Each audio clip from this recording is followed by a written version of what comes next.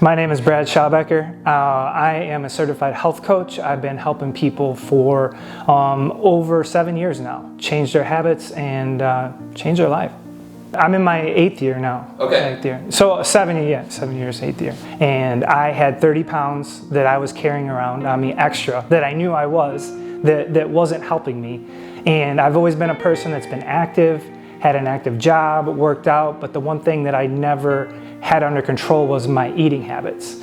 And I changed those, I got those under control and lost the 30 pounds like that, have kept it off ever since, made it a lifestyle, and yeah, to this day, here I am. So honestly, one day I looked in the mirror and was looking, I was looking right back at me, and I knew that's not how I wanted to look, how I wanted to feel, not how I wanted to show my kids, I knew that I could be a healthier father for them and lead by example in this world that we live in today, where, it's not easy. It's not easy, and to eat well, to eat healthy, to work out, right? But I decided that day that I needed to make a change for me first, and then lead by example for my family. So I started cutting out sugar, not totally. Sugar and carbs were huge, right? I knew, I think two big things in the society we live in is sugar runs rampant and we consume way too many carbs, right? So, my goal was to bring my, I want to say macronutrients, right? For those of you who know that term, back to just level. Not saying that I never could have sugar or refined carbs, but I knew I was way overeating, and to bring everything to a balanced level, and that's what I did. Well, that's one thing I think that's going to surprise people is, my physical activity did not change. Now, do I feel better doing the physical activity? Yes, but that's the one thing that I love to show people is, you're not going to outrun your fork or out train a bad diet. And I know a lot of people heading into the new year are going to try and do that. And that's what I love, and I'm so passionate about what I do. And it all started with my change, is just how important nutrition really is. And you don't have to kill yourself in the gym or, because what happens is people, they'll burn themselves out. They try and try and try to lose weight. Well, they don't understand that it's the nutrition aspect of it that is 80 to 90% of the equation. What makes you want to help strangers? Because I know how big of a problem it is. These days, I believe the statistic is probably over 70% of America is overweight or obese right now. And what happens with that, it leads to people, getting on medications, getting sick, having heart attacks. And, I just become more and more passionate each day that I see people change right in front of me, by walking the journey with them and just seeing, people getting off of medications, feeling so much better, their life changing right in front of me. And it just makes me more passionate every day that I get to see somebody do that. Do you get a lot of feedback from your clients? I do a lot. And I think it's weird for, when somebody comes to work with me and reaches out, they think they're just gonna get, I think sometimes just a plan, right? And see you later. Well, no, I talk to all my clients once a week on the phone or through video chat. And then I'm available to them to text if they need to set up another call during the week. I'm there for them. It's not like, here you go, see you later. It's this guy's actually going to, hold me accountable. And that's what I do. And I think that's one thing that is very lacking, especially us as adults, is the accountability factor. We try and do it on our own.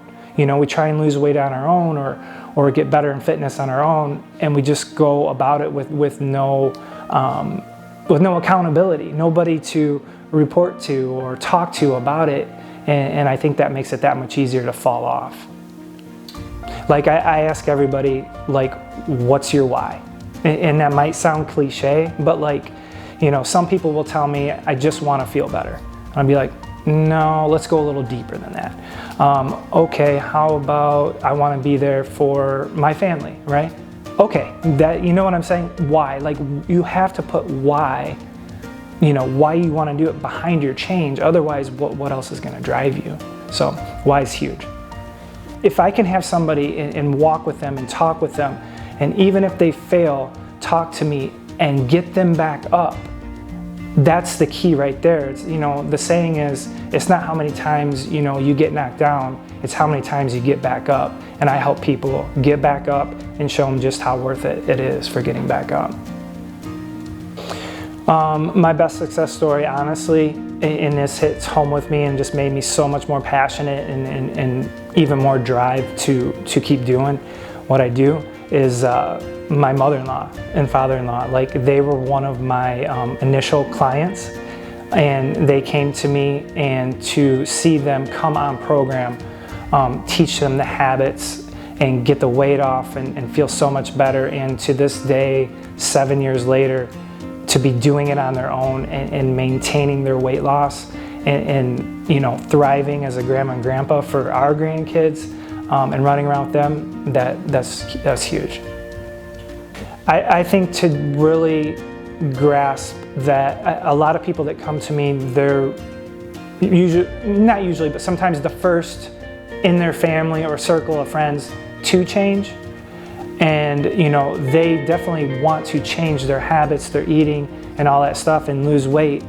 But the outside people around them, they don't have that support, and it makes it so hard for them. And that's why it's so important to have somebody to walk the journey with them.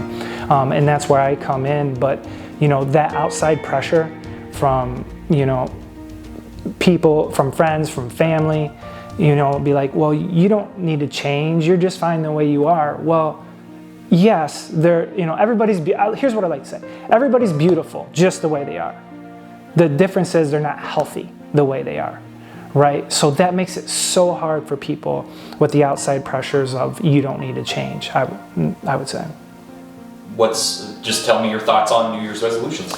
Not a fan. Right, and that's been, I used to be a person like that, but ever since I changed, it's like, why wait for a date on the calendar, one, right? Like, my initial change, I started in November, back when I was 34, or somewhere in there. I didn't wait for January 1. And it's not putting anybody down because a lot of people are gonna make New Year's resolutions. And I think it's important to, now I write down a list of stuff that I'm going to do. And it doesn't have to be a long list, right? But I am going to do this. It's not a resolution. And sometimes I like to replace resolution with evolution. So if you think of your health, right? It's coming up. It's not an evolution, or it's not a revolution of your health. It's an evolution. We evolve, and there's, people need to realize also that there's 12 months in a year, and not one, and I forget the statistic, but by the end of January, I think it's like staggering 60 to 70% of people will already have fallen off their New Year's resolution. So I think it's important to look at 2023 as a 12-round, almost boxing match, right? 12 rounds, there's 12 rounds. And will you be around for all 12 rounds? And if you do make it all 12 rounds, how will your life have changed because you decided to get back up, to push forward, because you're gonna get knocked down, right? But again, it's how many times that you decide to get back up, and will you be still standing in December 2023, and how will your life change because of it? I think really, I think it's easy to say what your resolution is gonna be, right? But I think where people fail to look at the resolution is they don't analyze it. A lot of times they don't write it down. And really, again, going deeper, getting back earlier where we talked about why. Like why did you make that resolution? Like your why almost has to make you cry, right? But why are you setting that? Why is that important to you?